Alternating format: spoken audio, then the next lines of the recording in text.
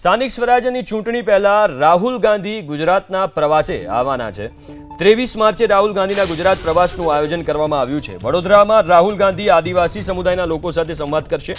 ગુજરાતભરના 1000 આદિવાસી સમુદાયના લોકો સાથે રાહુલ ગાંધી સંવાદ કરવાના છે। આદિવાસી વિસ્તારવાળી બેઠકો જીતવા કોંગ્રેસનું આ આયોજન।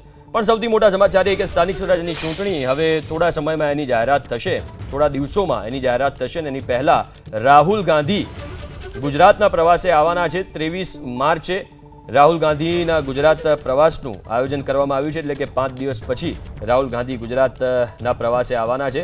વડોદરામાં તેઓ જશે અને વડોદરામાં આદિવાસી સમુદાયના લોકો સાથે વાતચીત કરશે, તેમની સમસ્યાઓ સાંભળશે, તેમની સાથે સંવાદ કરશે।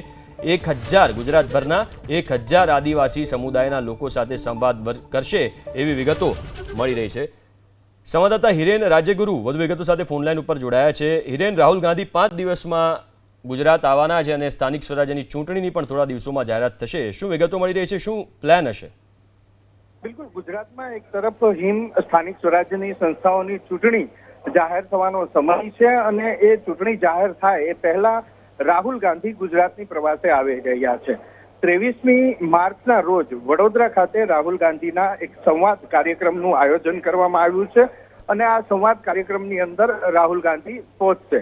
મહત્વપૂર્ણ બાબત કે ગુજરાતના જે આદિવાસી સમુદાયના લોકો છે એ અગ્રણી લોકો સાથે સંવાદ કરશે।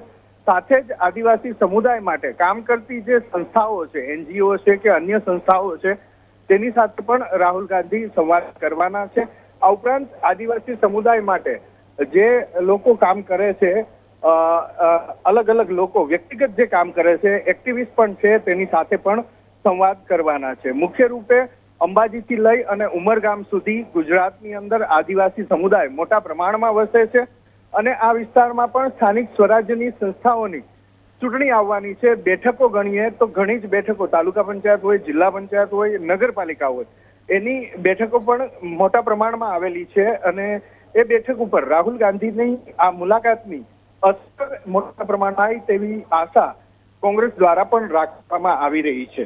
એ